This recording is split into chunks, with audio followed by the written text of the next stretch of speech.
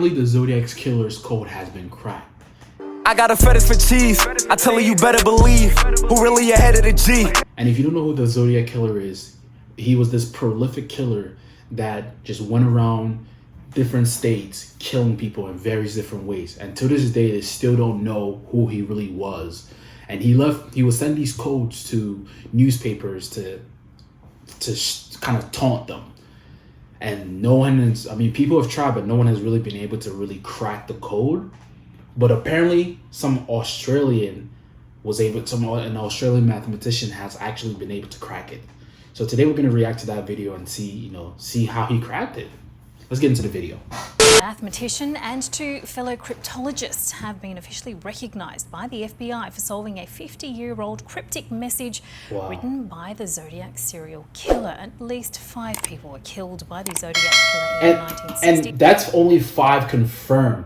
There might be more out there that they haven't been connected to him, but that's only 5 confirmed, that's so scary.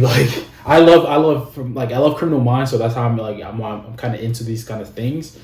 And Criminal Minds just makes you you just have to be cautious because people are crazy out here. 60s, but the killer's identity is not known. Dr. Samuel Blake is that mathematician. So we're in 2020 and they still don't know who he is. That is insane. There's this one guy came out saying that he thinks his father was the Zodiac killer and he had proof and things like that, but there's still not there's nothing just definitive that really links him, so it's still kind of up in the air, which is we're in 2020 and we still don't know.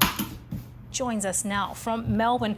Dr. Blake, welcome to ABC News. This is an extraordinary discovery. Wow. Congratulations. How does it feel to be involved in unravelling this code, and what does it say? Yeah, thank you for having me. He must have been smart. It was such a long shot. We tried really several smart. 100,000 incorrect ways of solving the cipher, and just by chance we happened to sort of stumble upon a fragment of how it could be solved, and using that fragment. I feel like that's how a lot of things are usually. A lot of the things that are so innovative or out of the norm or just just new, or you usually stumble upon it. It's rare that someone actually just figures it out. It's usually an accident that you find a solution to something. That's why they say always step away from, if you get stuck on a problem, step away from it and come back with fresh eyes. Reverse engineered the entire solution. Wow. And got the entire message out from the Zodiac. Wow. So what was that all-important message that took so much work to find? So, I'm not an expert on what the Zodiac had to say. I managed to help to get that message out. Yeah. It doesn't reveal his identity. It doesn't give a lot of clues to his identity. I think more what it does is the method that he was able to use to create that cipher may help track down who he is. Yeah, look at this code. Look at this. These, it's just symbols, and you see the Zodiac sign right here, you see it right here, and these are just symbols. He might have been an alien. I'm not even gonna. He might have been an alien. I'm just putting it out there. He might have been an alien. He came here, did his thing, and dipped. So you weren't alone in this process. You worked with at least 2 other people at this point because it's more than 50 years since that message was first published. So just take us through how you worked together and who was involved with doing this. This is crazy. Yeah, so David Aranchak is from the United States, and he has been working on trying to solve this cipher in his spare time for 15 years, which is a Herculean effort. I saw some of the videos that he'd put online promoting analysis that he'd done of this cipher, and I thought they were excellent, and so I reached out to him. That's who I think about. This is who they think it is. This is the sketch of who they think it is, and the guy that came out that said that he thinks his dad was the Zodiac killer, that guy looked like him. But again, it's not confirmed. No one really knows, which is mind-blowing. Think about March of this year, and it was sort of a way of getting through the Melbourne COVID lockdown, was to play around with this in my spare time. Amazing. And was there any special technology? I feel like people just did it. Like during the quarantine, people just found anything to do. That helped to finally, I mean, you talked about reverse engineering when you finally found a couple of pieces of the puzzle. Yeah, so what you can see on the screen now is... What does this say? Oh yeah, that's a fun trying to catch me now. The TV show, which brings...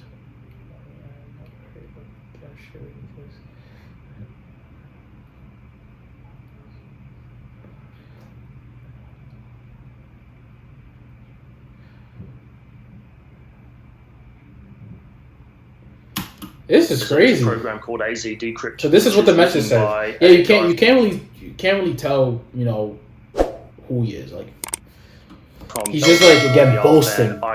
And that was a central piece of technology that we used. What was that? And I used an AZ Decrypt, which is written by a guy from Belgium called Jarl van Eyck, and that was a central piece of technology that we used. And then I used the Spartan supercomputer at Melbourne University to run some of our candidate reading directions through the cipher in order to work out which was the right direction to look through the cipher. Wow. And so it was a large problem of trial and error.